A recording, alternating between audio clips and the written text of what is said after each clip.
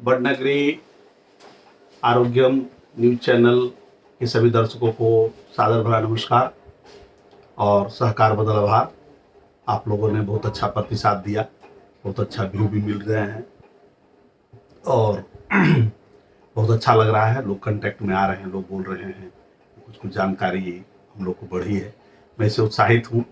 और आज आपका जो पिछला एपिसोड था चक्कर का, उसमें मैंने बताया था कि पेरिफेरल वर्टाइगो जो है और सेंट्रल वर्टाइगो, जैसे पेरिफेरल वर्टाइगो में बताया था कि कान के लेबिरिंथ में जो एक यूट्रिकल होता है उसमें पत्थर घसक जाते हैं जिसके कारण ये चक्कर आता है कान वाला। तो कान में 3 तरह का बताया था, सिर हिलाने के चक्कर जिन्हें बिनाइन पेरिफेरल पोजिशनल वर्टाइगो। दूसरा बताया था मिनियर डिजीज, इसमें टिनाइटस होता है, वर्टाइगो होता है, सेंसरी नर्व डिफरेंस होता है। एक बताया था वेस्टिबुलर न्यूराइटिस। तो इसके बाद अब आता है सेंट्रल में। सेंट्रल वर्टाइगो में जनरली ब्रेन से इन्वॉल्वमेंट रहता है, जिसके कारण जैसा मैंने बोला था कि इसमें कान वाले में जैसा बताया था कि चक्कर जब आएगा तो साथ में आपको चलने में लड़खड़ाहट होगी, बराबर ना। और कभी कभी आपको सब वस्तुएं चीज़ें हिलती हुई दिखेगी, घर द्वार सब आपको नचता हुआ दिखेगा और डर भी लगेगा, घबराहट भी होगा, पसीना भी आएगा और उल्टियाँ भी होगी, बराबर ना। कान के संतुलन के नस वाले जहाँ जहाँ प्रॉब्लम होते हैं उसमें गैस्ट्रोएसोफेजियल रिफ्लेक्स बढ़ता है और उल्टियाँ होती है। इसलिए बता रहा हूँ कि जब सेंट्रल में माइग्रेन के जो चक्कर होते हैं, माइग्रेन में भी चक्कर होते हैं, तो माइग्रेन के चक्कर में भी सिर दर्द होता है। तो सिर दर्द जनरली पहले बहुत पिछले एपिसोड में एक बार बताया था, जब मैंने आपको सिर दर्द का बात की थी उस एपिसोड में, यूनिलैटरल होगा, या तो राइट साइड होगा या तो लेफ्ट साइड होगा, और बहुत तीव्र होता है। कभी कभी बहुत साधारण से लेकर के बहुत तीव्र दर्द होता है और ये एपिसोडिक होता है। ये हो सकता है एक बार दर्द हो तो कुछ घंटे, कुछ मिनट से लेके घंटे, दिन, सप्ताह तक भी रह सकता है और इससे बहुत ज़्यादा कभी कभी अतिशय दर्द होता है।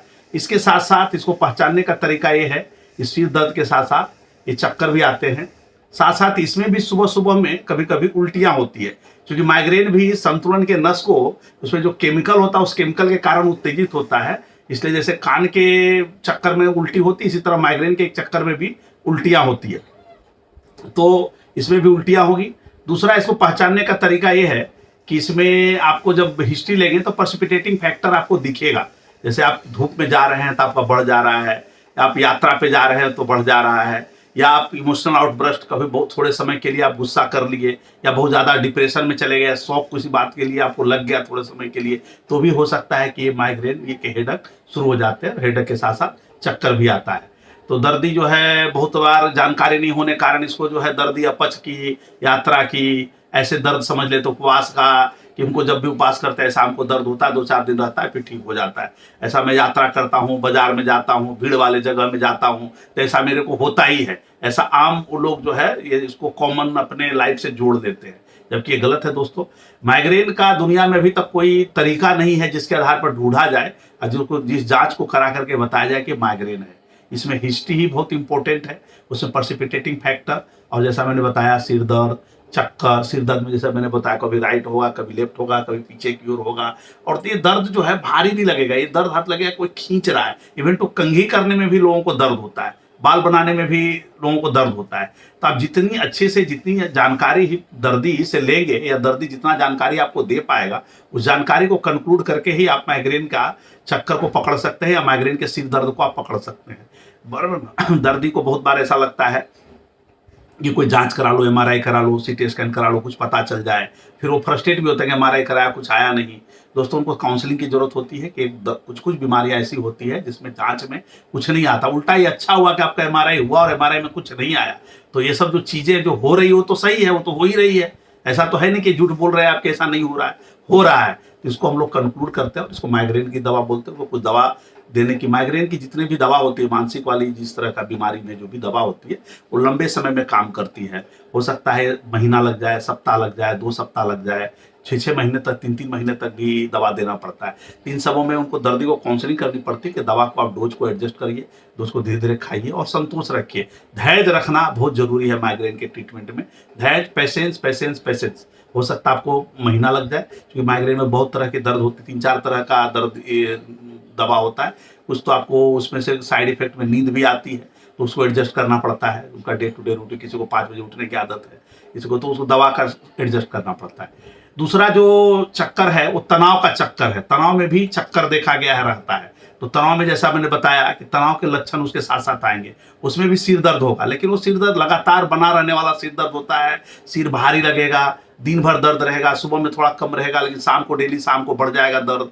फिर उसको चिड़चिड़ापन होगा, छोटी छोटी बातों के लिए सोच बढ़ जाएगी, और पैर का पेन में दर्द होगा, उसको नींद कम आएगी। तो वो इंसोम्निया जैसे बताया था, देर से नींद आना, जल्दी जग जाना, बार बार उठना, ये सभी लक्षण उनके अंदर पाए जाते हैं। आंख का जलन होना, बराबर, मुंह का सूखना, बार बार पेशाब का जाना, बराबर ना, सिर में दर्द भी रहता है, साथ सीने में भी दर्द रहता है, पेशाब में भी जलन होता है। ऐसे दर्दियों में देखा गया है कि तनाव के साथ साथ भी चक्कर और सिर दर्द होते हैं। तो ऐसे चक्करों को, इसमें चक्कर में जैसे मैंने बताया था, इस चक्कर में, तनाव के चक्कर में 2 चीजें इंपॉर्टेंट है। एक तो क्या होता है, जैसे मतलब चक्कर का आभास होता है, बराबर ना, ये चीज बहुत इंपॉर्टेंट है, पैथोगनोमिक है कि इसमें चक्कर का आभास होगा, चीजें हिलती हुई नहीं दिखेगी। इसमें दूसरी एक इंपॉर्टेंट है, उल्टियां नहीं होगी, बराबर ना। जैसे उल्टी मैंने बताया था, कान के पेरिफेरल वर्टिगो में भी उल्टी होगा, माइग्रेन में भी उल्टी होगा, बराबर ना। इस बीमारी में, तनाव के चक्कर में, तनाव के सिर दर्द में उल्टियां नहीं होती है। तीसरा एक इंपॉर्टेंट पॉइंट है, दर्दी को चलने में गड़बड़ लगेगा, संतुलन लगेगा उसको, वो डर डर के चलेगा, लेकिन बाहर जो ऑब्जर्वर होगा, जैसे डॉक्टर के तरीके, उसको देखेंगे कि वो लड़खड़ा नहीं रहा है, तो उसको अंदर से ऐसा आभास हो रहा है कि मैं गिर जाऊंगा, वो डर डर के चल रहा है। जबकि कान वाले केस में आप क्लियर कट देखेंगे कि वो लड़खड़ा रहा है, भटक रहा है, पैर इधर उधर पड़ रहा है। जबकि तनाव के केस में ऐसा नहीं होता है। तनाव के केस में उसको आभास होता रहता है, चक्कर का आभास होता है, असंतुलन का आभास होता है, जिस कारण वो धीरे धीरे चलता है, धीरे धीरे बात करता है, डर लगता रहता है उसको, बराबर ना। और इसके साथ साथ जो लक्षण आपको बताया वो सब होगा। छोटी छोटी बातों पर जरूरत से ज्यादा सोचना, बराबर ना। इसको मैं बार बार भार दे रहा हूँ, क्योंकि तनाव भी मतलब इंपॉर्टेंट पहलू है मेंटल हेल्थ में। जिस दिन बताया था, मेंटल हेल्थ में इसमें चक्कर, सिर दर्द, सीने में दर्द, पेशाब में जलन, छोटी छोटी बातों बहुत ज्यादा सोचना, उदास रहना, बराबर ना, इंसोम्निया, ये सब चीजें होती है। और इसी में बताया था कभी कभी पैनिक अटैक भी आ जाता है दर्दी को, अचानक जो है बहुत ज्यादा घबराहट होने लगेगा, जैसे उसको सांस नहीं जा रहा अंदर की ओर, हवा उसको खींच के लेना पड़ रहा है। जबकि SpO2 देखिएगा नॉर्मल है, पल्स रेट थोड़ा बहुत बढ़ा रहा तो रहा, नहीं तो कभी वो भी नॉर्मल रहता है। पेशेंट को पेट में अजीब सा, छाती में दर्द लगेगा, गला से गला को घोट रहा वैसा लगता है, सीने में भी दर्द रहता है, पेट में भी भराव रहता है, पेट फूला हुआ लगता है, अपच की फीलिंग होती है, बराबर। बहुत ज्यादा उसको चक्कर, घबराहट होता है दर्दी को, बराबर ना। तो ऐसे दर्दी में भी कभी कभी पैनिक अटैक भी होता है। ये सब चीजें आभासी चीज है। और तीसरा जो इसमें सबसे खतरनाक जो सेंट्रल वर्टिगो में जो मैं बता रहा हूं, वो है खून का गट्ठा जम जाना, नहीं वो भी, और दूसरा ट्यूमर। तो ट्यूमर के जो चक्कर है उसमें 2-3 चीजें इंपॉर्टेंट है। इसमें भी संतुलन वाली नस जो है इरिटेट होती है। तो इसमें भी देखा गया है कि अगर मान लीजिए छोटा गांठ है तो चक्कर लगातार हवा में बना रहेगा, आपको हल्का लगेगा हवा में हम तैर रहे हैं, बराबर ना। थोड़ा थोड़ा हेडअप होता रहेगा, बीच बीच में उल्टी भी होगी, बराबर ना। और इसमें भी उल्टियां होगी, और चलने में लड़खड़ाएगा दर्दी, बराबर। अगर चलने में आपको संतुलन हो रही है, पकड़ के चलना पड़ रहा है, दीवार को सहारा लेकर के चलना पड़ रहा है, या उल्टी हो रही है, साथ में दो आंख को दिख रहा है, हाथ पैर के कोई भाग में आपको हो सकता है मोनोपोरोसिस, एक हाथ में कमजोरी हो, कभी कभी दोनों हाथ में भी कमजोरी हो, ऐसा वो जो ट्यूमर होता है वो किस अंग को, किस नस को दबा रहा है, उसके आधार पर लक्षण आते हैं। कभी कभी खाली इतने दूर में चक्कर रहता है, कभी कभी खाली झंझनाहट होता है, कभी कभी खाली इस तरह का। अगर आपको कोई झंझनाहट हो रहा हो, किसी भाग में कमजोरी आ रही हो, चलने में लड़खड़ा रहे हो, दो दिख रहा हो, बोलने में तकलीफ हो रही हो, बराबर ना, उल्टियां हो रही हो, बराबर। तो ऐसे स्थिति में MRI ब्रेन हम लोग करते हैं चक्कर, इस तरह के चक्कर में। इसका मतलब है कि सेंट्रल है, और जनरली ट्यूमर के केस में ऐसा होता है। तीसरा जो मैंने बताया, लकवा और हेमरेज, जो खून की नली को बंद हो जाना, खून की नली आकर के यहाँ पर ब्लॉक कर गई तो भी होगा, या नल फट जाएगा तो भी होगा। इस केसों में देखा गया है कि तीव्र से लेकर अति तीव्र, कुछ मिनटों में ही इनकी सिर दर्द बहुत ज्यादा बढ़ जाता है और अत्यधिक उल्टियां होने लगती है। और एक साइड का पूरा अंग जो है, या तो राइट साइड का या लेफ्ट साइड का, हाथ में, पैर में, मैंने बताया था कि anterior cerebral artery, posterior cerebral artery में नीचे का पैर का कमजोरी ज्यादा रहेगा, मिडिल सेरेब्रल आर्टरी में हाथ का कमजोरी ज्यादा रहेगा। उसी तरह एक नस होता है posterior cerebral artery, posterior cerebral artery में पीछे का जो मगज है सेरेबेलम, उसमें ब्लॉक हो जाता है। तो उसमें पेशेंट को चलने में दिक्कत होने लगता है, बोलने में दिक्कत होने लगता है, दो आंख से दिखने लगता है, बराबर ना। तो ये पीछे के पोस्टीरियर सेरेब्रल आर्टरी के लक्षण है। और इस तरह के लकवे में देखा गया चक्कर भी आता है और सिर दर्द बहुत ज्यादा होता है, हो सकता है कुछ मिनट में ही बहुत ज्यादा सिर दर्द हो जाए और कुछ ही घंटे में उल्टियां रुके नहीं, घंटे 2 घंटे के अंदर 8-10 उल्टियां हो जाए, तो सीरियस लक्षण होते हैं। इसको तात्कालिक डॉक्टर के पास जाना चाहिए, तात्कालिक MRI या CT स्कैन जो भी अपने आपके पास उपलब्ध है करा करके देखना चाहिए, कहीं लकवा के असर तो नहीं है, कहीं हेमरेज तो नहीं है, कहीं खून की नली तो बंद नहीं है। तो ये सब चीज़ों को आप एकदम कर करके आप बता सकते हैं। दोस्तों मैं बस इतना ये चक्कर के जो बारे में बात करने आया, मैं इतने के लिए आया, चक्कर कोई रोग नहीं है, चक्कर रोग के लक्षण है। तो ये रोग के लक्षण में चक्कर को आम चक्कर ऐसी आम बीमारी समझ कर करके और चक्कर की दवा खा कर करके इसको खींचिए मत, लंबा मत खींचिए।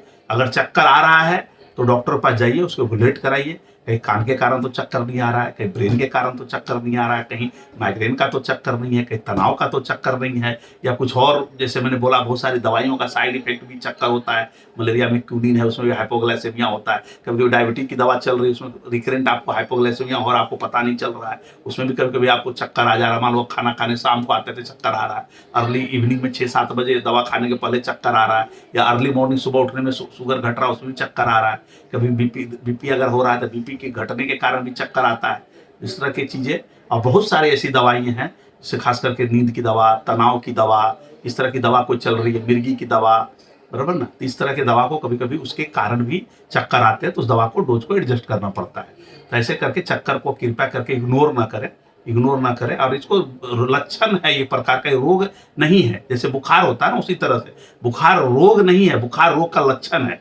तो बुखार में भी जैसे आप लोग पैरासीटामोल, कभी कभी आए दिन अभी डेंगू का सीजन चल रहा है, तो मैं यही देख रहा हूँ 2 दिन तक 3 दिन तक पैरासीटामोल खा के लोग अपना, आज एक दिन खा लिया ठीक लगा, कल भी खा लिया ठीक लगा, अब आज कमजोरी हो रही, उल्टी हो रही, लीवर में सूजन आ गया और पेट में दर्द हो गया, तब लोग मेरे पास आते हैं।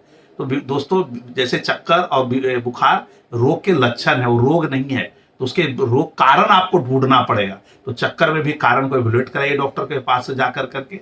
हाँ ठीक है, थोड़ा बहुत कभी अगर हल्का फल्का आ रहा है चक्कर, एक बार आ गया तो अलग, अगर आपको बार बार हो रहा है, मैं ये सब बातें क्रोनिक चक्कर के लिए कर रहा हूँ, एक्यूट चक्कर के लिए नहीं। अगर आपको लगातार हो रहा है, महीने महीने रह रहा है, सप्ताह रह रहा है, ऐसा बार बार हो रहा है, महीने में 2 बार हो गया, 3 बार हो गया, 6 महीने पर हो रहा है, तो इसको जरूर इवैल्यूएट कराइए। बस इतना ही मेरा इस मैसेज को भेजने का उद्देश्य है कि चक्कर को रोग ना समझे, ये रोग का एक लक्षण है, बराबर ना। और डॉक्टर के पास इवैल्यूएट कराइए। जैसे मैंने बोला था कान के चक्कर में, अगर आपको बहुत लंबे समय से चक्कर आ रहा है तो इप्ले मैनूवर उसको बोलते हैं, जो मैंने पिछले वीडियो बताया था आपको, या स्पेशल टेक्निक से उसमें पत्थर जो है जो निकला हुआ रहता है कैनाल के अंदर, उसको यूट्रिकल में डालते हैं, उसको इप्ले मैनूवर भी बोलते हैं। और फिजियोथेरापी वाले के पास जाएंगे तो आपको बता देंगे। और वो करने से बहुत हद तक बहुत ज़्यादा लोगों को, बहुत तरह क्रोनिक चक्कर वाले को फायदा हुआ है। बहुत बहुत धन्यवाद। मैं प्लीज़ चैनल को सब्सक्राइब करें, लाइक करें, और कुछ कमेंट अगर हो सके तो आप जरूर दें, क्योंकि मैं उसको सुधार कर सकूं और आपके पास और सुधित बात मैं आपके सामने पहुंचा सकूं। बहुत बहुत धन्यवाद।